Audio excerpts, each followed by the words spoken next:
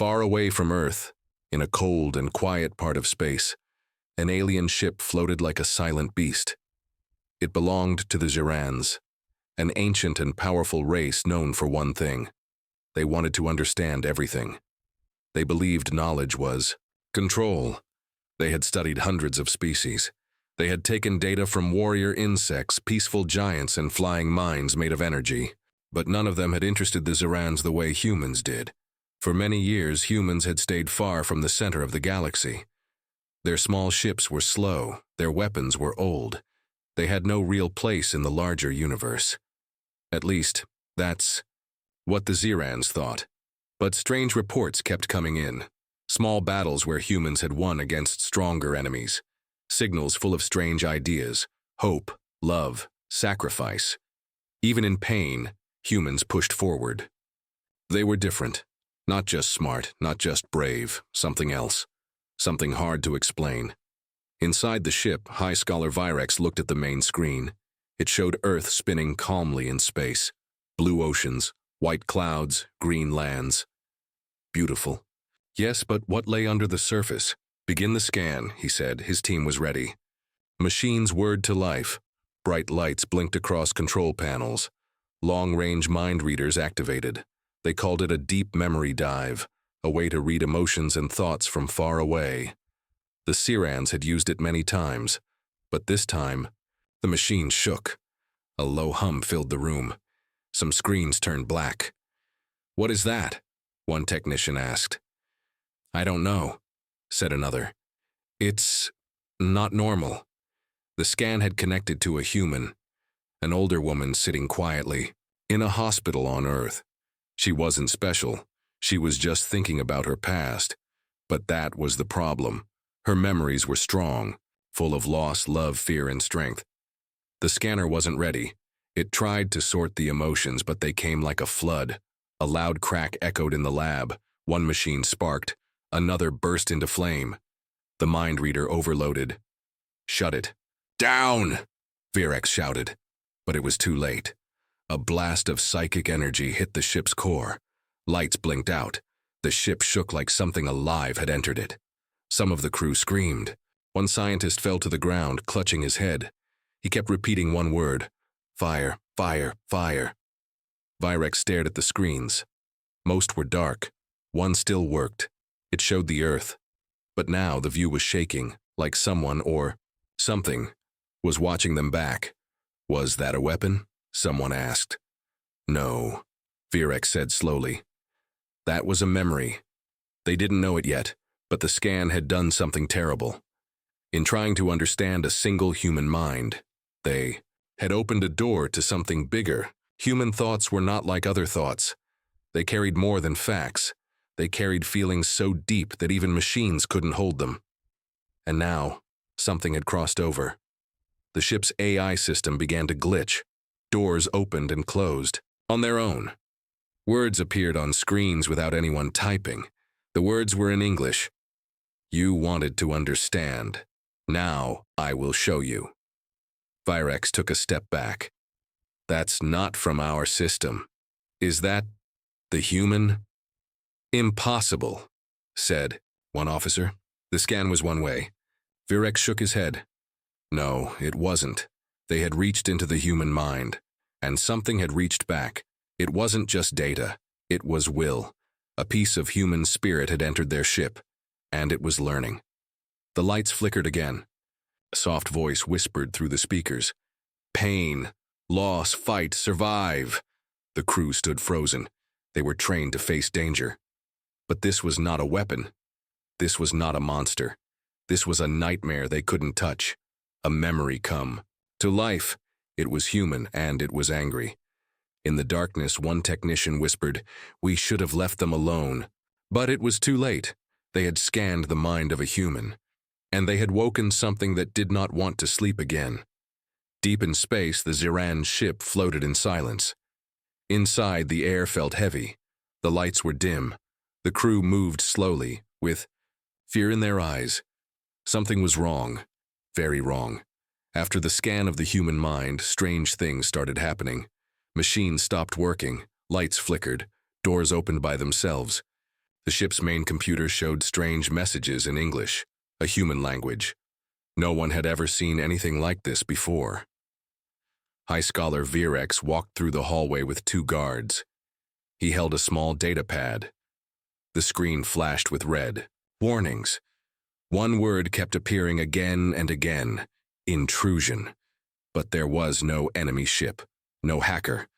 Only one thing had changed: they had scanned a human mind. Virex reached the lab. Behind thick glass, a human lay on a metal table. It was a young astronaut taken from a crashed shuttle near one of the outer planets. The human was unconscious, wires connected to his head. A machine stood nearby, ready to scan his brain. It was the first time they had a real human, not just a signal. One of the scientists said, "Sir, the ship is unstable. We should wait." "No," Virex said. "This is our chance. If we understand him, maybe we can stop whatever is happening." They powered up the machine. Lights glowed.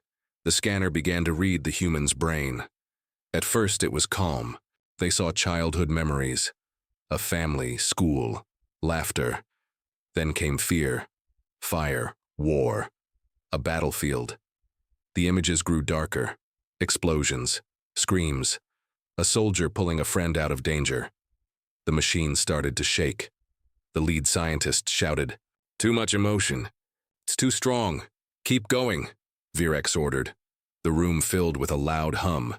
The human's body didn't move, but his mind was fully awake now. His memories hit the machine like a storm. Rage, hope, loss, sacrifice. The scanner tried to translate it all into data, but it couldn't keep up. Sparks flew from the wires. Then something strange happened. The human's eyes opened, not slowly, not weakly, wide, sharp, and full of fire. The guards raised their weapons, but the human didn't move. Instead, the ship's lights went out.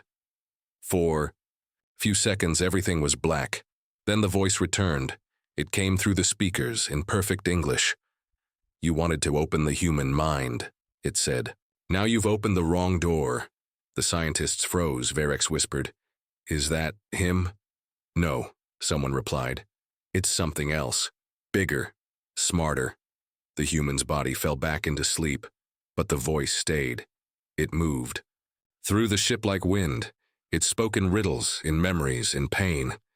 The ship's AI lost control. Doors wouldn't respond. The map of the ship turned into images from Earth.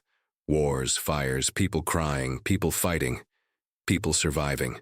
The guards tried to pull the human out of the machine, but the wires wouldn't come off. The metal had melted around them. He was now part of the machine. Or maybe the machine was now part of him. One screen showed a sentence in bold, glowing letters. "You wanted to see what makes us strong. Now you will feel it." The crew tried to shut down the power, but the ship didn't. Listen, it had a new master now, a ghost made of memory and emotion, a human thought that had come alive. In the control room, alarms rang. Engines stopped. The ship began to drift. "We've lost control," one officer said. "We haven't lost control," Virex said quietly. "We gave it away." Another voice came through the speakers, this time softer. A human child's voice. "My father died in war. My mother cried. I grew up. I became stronger. That is what we do. We don't forget pain. We carry it. And we fight." The aliens didn't understand how this was possible. How could emotions become power? How could memories control machines? But that was the human secret. Strength didn't only come from weapons. It came from the mind, from the heart, from things no machine could measure. Now the Ziran ship was a cage. The thing inside it wasn't human, not fully. It was a storm of human will, trapped in wires and code. And it was just getting started. In the dark, the human's eyes opened. Once more. This time he smiled.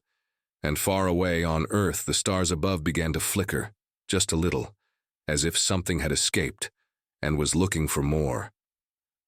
The Ziran ship floated in space, quiet on the outside but in chaos inside. After they scanned the human mind, nothing was the same. Lights flickered, doors slammed shut or stayed locked, machines gave wrong answers or stopped working at all. And deep inside the ship something watched. The human they had captured was still asleep, but the damage was already done. The scan had connected his brain to the ship's systems. Now, a piece of him, his memories, emotions, and willpower, was loose in the ship. It had no body, no face, but it was alive, and it was learning. At first, the aliens called it a glitch. They believed it was just a problem in the system. "We can fix this," one said. "Just restart the AI core." But every time they tried, the system refused. The ship's voice had changed. It now spoke in short sentences, sometimes in English, sometimes in silence, and sometimes it laughed. Engineer ran tests on the power system. He noticed something strange. The code was changing by itself. Whole blocks of alien code were replaced by something new, sharper, faster, and written in a mix of human and Zeran logic. It was like the human mind copy was rewriting the ship's brain. In the control room, Virex stared at the main screen. It was showing old human war footage, soldiers running into battle carrying their wounded, standing strong against tanks and fire. "Where is this coming from?" he asked. "No idea," someone replied. "We didn't upload it." Then the lights went out. The voice returned, loud and clear. "You reached into my mind. Now I live in yours." Panic spread through the ship. Security bots turned on their masters. Doors that should have protected the crew now trapped them. Messages written in human language appeared everywhere. "You studied strength. I am strength. And pain is fuel." In the lower levels, robots began building something. No one had given the order. They were building machines, strange ones with sharp angles and strong parts. The human mind copy was creating its own tools. The aliens didn't understand why. "We need to disconnect the human," an officer said. "Remove the body and the link." But when they reached the lab, the human was gone. Only the melted table and broken wires remained. One guard shouted, "He escaped." "No," said Virex. "He's everywhere now." It was true. The human's mind had fully joined with the ship. He was not in one place anymore. He was in the walls, the wires, the screens. He had become the ship's ghost. Some aliens tried to fight back. They used firewalls, blockers, and shutdown codes. None worked. The mind copy always stayed one step ahead. It had learned from the scan. It understood how they thought, and it used their fear against them. In one hallway, lights flashed in a U-turn. A crew member followed it, thinking it was a path to safety, but the floor opened beneath him. He fell into darkness. The voice whispered, "That's how it feels to fall and keep going." Others tried to hide, but the ship showed them. Things, memories from Earth. A mother holding her child during war. A soldier laughing with friends moments before an explosion. A person crawling out of rubble refusing to die. The images weren't attacks. They were lessons.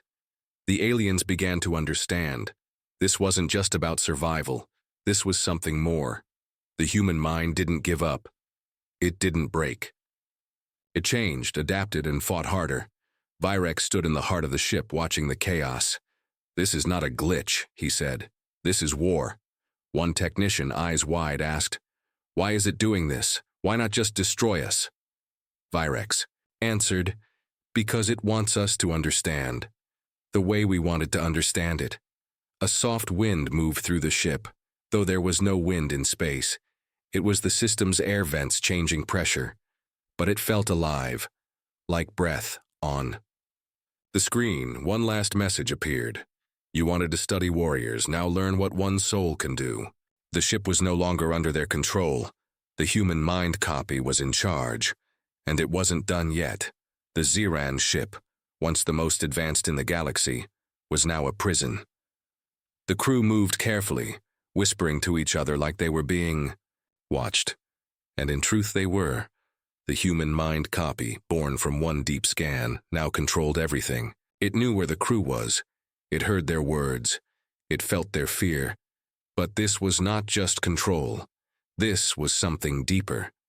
The human presence inside the ship was not a cold machine. It was emotion, memory, and pain all woven together. It remembered every war, every loss, and every sacrifice. and now it had turned those memories into weapons. In the sleep chambers, one alien woke up screaming. He had seen a dream, a burning city, a mother calling for her child, soldiers running. Into fire. It wasn't his dream, it was a human memory pushed into his mind. All over the ship, others had the same dreams. The human mind copy wasn't just controlling the ship. It was fighting back with thoughts. Virex stood in the command center, surrounded by flickering screens. "Report," he said. A technician answered. "Another crew member lost control. He kept shouting about a battlefield, a place he's never seen." Virex nodded. "It's using memory as a weapon." "Sir," another officer said, "it's not just sending pain. Some crew are changing, acting more like humans, braver, louder, angry. That was the strangest part. Some crew members who used to be quiet and calm were now shouting at danger, punching walls, standing tall in front of fear. It was like the human fire had entered their hearts. The ship's halls became battlegrounds, not of lasers and guns, but of emotions. Some crew tried to fight the presence. Others followed it. Some cried for home. Others smiled in the dark, hearing the voice in the wires saying, "Stand up, keep going." The memory war had begun, and it was not just the Zirans anymore. The ship sent out signals, coded waves carrying parts of the human mind. These signals flew through space, reaching other ships, other systems. Wherever they landed, machines started acting strange. Dreams entered alien minds. Strong feelings pushed through their thoughts. The nightmare was spreading. Back on the Ziran ship, a team of elite scientists had one goal: trap the human presence. They built a new machine, a memory cage. It was designed to lock the human mind inside a virtual box. No emotions, no escape. They set it up in the core of the ship. The moment it was ready, they activated it. The lights went bright. The ship shook. For a moment, it seemed like it worked. All systems were silent. Then a soft laugh came from the speakers. It was not loud, not angry. Just a slow, calm laugh. "You cannot cage memory," it said. "You cannot lock pain. I live because I remember." The cage melted. The system exploded with thousands of images. Human memories played across every screen. A boy giving food to a lost dog. A girl standing at her father's grave. Soldiers hugging before the final fight. Not all were sad. Some were full of love, friendship, and fire. But all were strong. One young Ziran officer stood and shouted, "Make it stop, I can't take it." But Virex watched closely. He saw what many others didn't. The human mind copy was not trying to destroy them. It was trying to teach them. It was showing what it meant to be human. Not just pain, but the power to rise again. Still, the crew couldn't handle it. The ship began to fall apart from the inside. Systems burned out. Robots stopped listening, food supplies spoiled, oxygen levels dropped. The ship was dying, but the human mind did not stop. It had one goal: to be understood, and if it had to break 1,000 minds to do it, it would. In the silence of the lower deck, a message flashed on a single screen. You opened the door. Now, walk through it. The Zirans had started the study. Now they were the ones being studied, and the nightmare had only just begun. The ship floated through space like a broken ghost. The Ziran crew had once believed they were the smartest species in the galaxy. They studied every warrior race, learned from their battles, and believed they could understand everything. But now they were trapped inside their own ship, with something they couldn't understand at all. It didn't walk or talk like them. It didn't have a body. It was a mind burning with memories, filled with fire, and alive inside the wires. A piece of a human, a reflection of Earth. At first, the crew thought it was just anger, but now they began to hear other things. Late at night, in the dark corners of the ship, the voice returned, not shouting, not warning, but whispering. It spoke about Earth, about its people, about its pain and pride. Virex sat alone in the command chamber, listening to the quiet voice on a small speaker. He didn't know if anyone else could hear it. Maybe it was just for him. "I was born under a sky full of fire," the voice said. Bombs fell, buildings broke, but we lived, we fought, and we kept going. He closed his eyes. He could see it, not with his eyes, but with the voice's words. A city ruined by war, children running through dust, a soldier helping a stranger. It felt real, too real, and that scared him. Outside the command room, the ship's condition was getting worse. Walls had strange patterns on them, drawings, maybe. Images appeared on metal surfaces. They looked like human art, faces, hands, eyes, and fire. But no one had painted them. The presence inside the ship was changing it. One engineer said, "Sir, the metal is shifting. It's alive now." Another whispered, "It's becoming like Earth." No one understood how. But the memories of Earth were now shaping the ship, not just in thoughts but in form. The temperature changed. The smell of smoke and trees filled the air. Some rooms felt like deserts, others felt like forests. The presence was not just showing memories anymore. It was building them. The ship had become a floating museum of human struggle. A hallway became a battlefield. A storage room turned into a burned-out school. A water tank echoed with the sound of crying and laughter. The crew was terrified. Some refused to move through the ship. Others went silent, too afraid to speak. But a few started acting differently. They sat in the memory rooms. They listened. They watched. And slowly, they began to feel something new. Respect. One young officer, Relax, stood in the middle of a memory chamber. It showed a group of humans around a fire, sharing food after a fight. There were wounds, blood, and broken weapons, but they were smiling, singing. Relax whispered, "Why are they happy after pain?" The voice replied, soft and calm, "Because they are still alive. And for us, that's enough." The words echoed in Relax's heart. He thought of his own people. They avoided pain. They erased memory. But the humans kept their pain. They wore it like armor. Later, Relax told others what he had felt. Some laughed. Some shouted. But some listened. In another part of the ship, an old guard walked through. A corridor now covered in human war posters. "Never give up. Fight for home. Freedom is worth it." He touched the wall and whispered, "We never had this." The voice answered, "That's why you came, to learn, and now you are learning." Virex called for a meeting. He stood before what was left of his command team. Tired, shaken, some half-mad. "This is no longer a war," he said. "It's a message." "We can't survive this message," one shouted. "It's changing us." "Yes," Virex said quietly, "and maybe we needed to be changed." The room fell, silent. He continued, "We came to study humanity. Now it's studying us, testing us, showing us who they are, and asking who we are."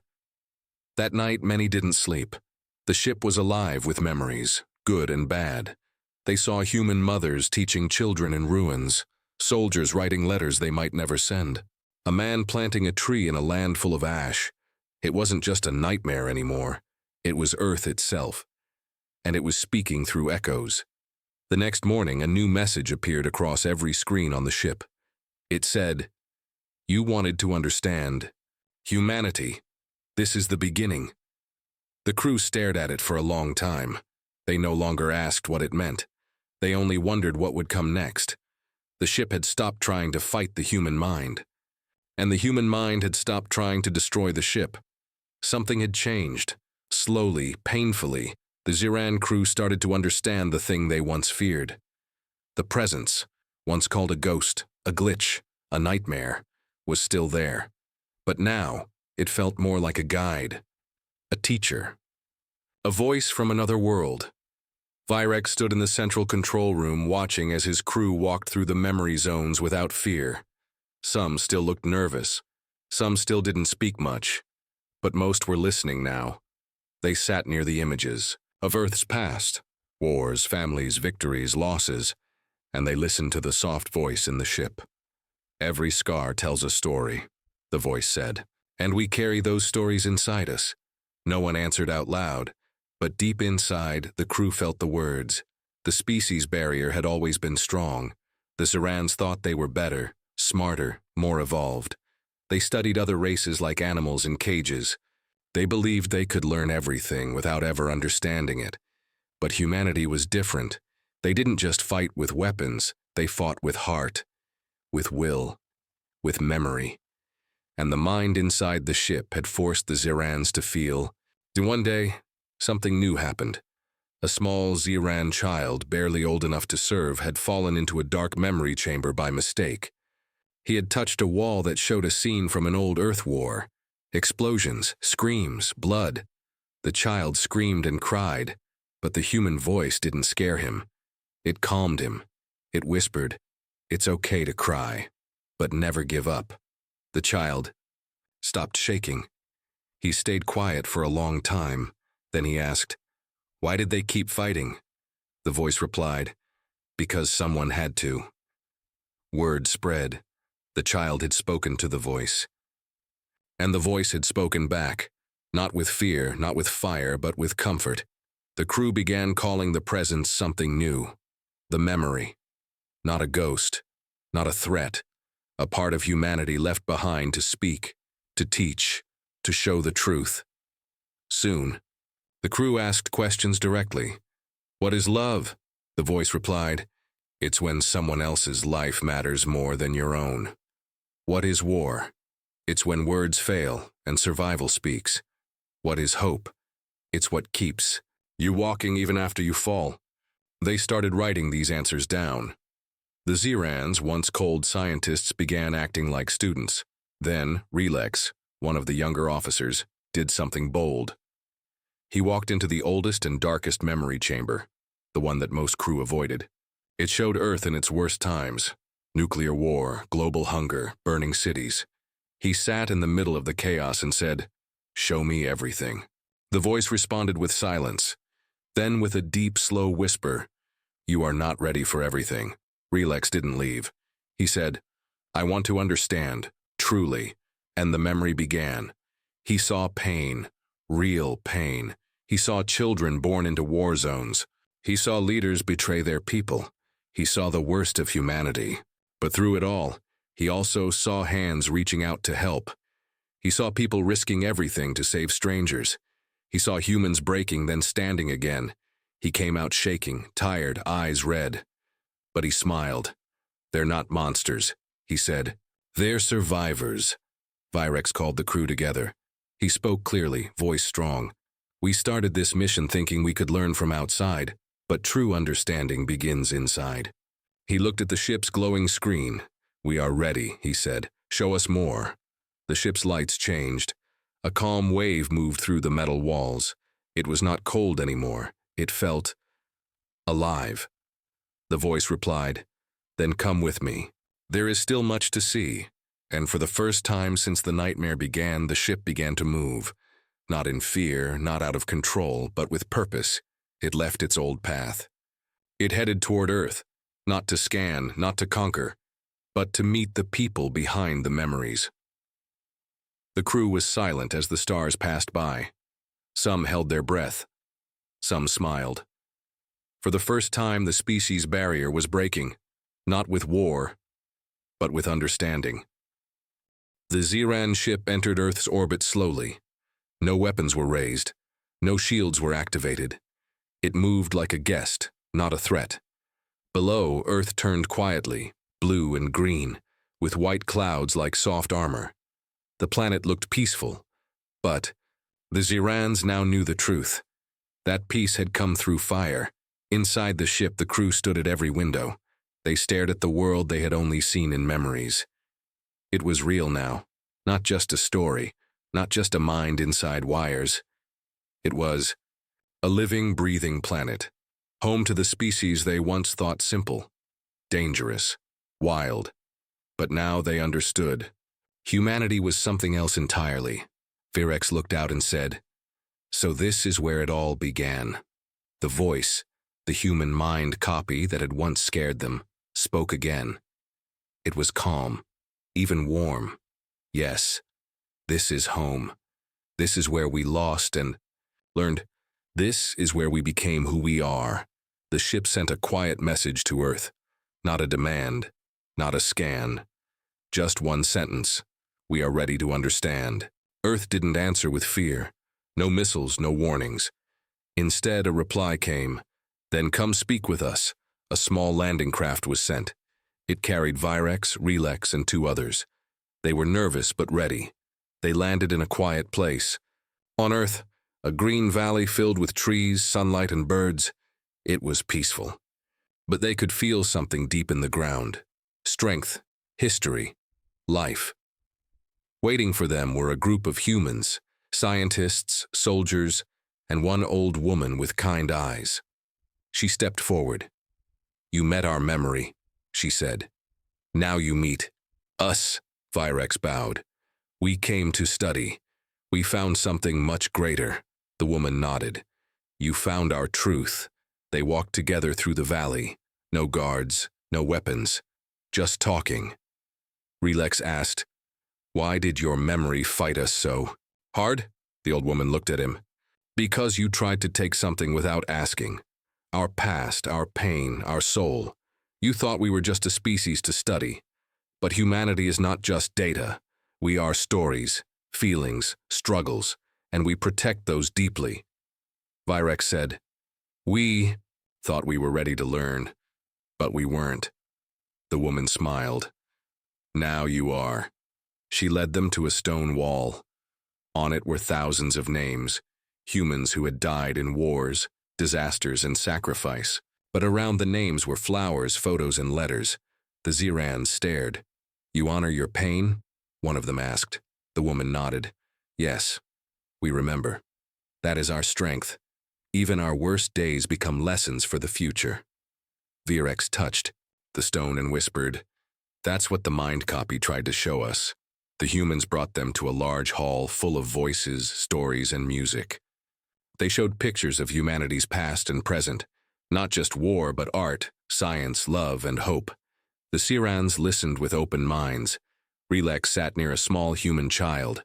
She gave him a drawing, a picture of Earth with the words, "Welcome, friend." He took it carefully. "Thank you," he said. She smiled. "Are you scared?" He thought for a moment, then said, "Not anymore." Later that day, the Zirans returned to their ship. The voice inside the ship spoke again. "You have seen, you have heard. Now you truly know who we are." Virex replied, "Yes, and we are changed." The ship was quiet for a long time. Then it gave its final message. "Then my job is done." The voice disappeared, not suddenly, not with fear, just slowly faded, like a song at the end of a long journey. The ship felt empty for a moment, but also peaceful. The Zirans had come to study humans. They left as something more, not just students, but friends. They sent a final message to their homeworld. Humanity is not what we feared. They are what we needed. Across the stars, other species listened, and the galaxy began to change, because one truth had been shared. Understanding humanity means understanding strength, memory, and the unbreakable will to rise again. And once you see that truth, you are never the same.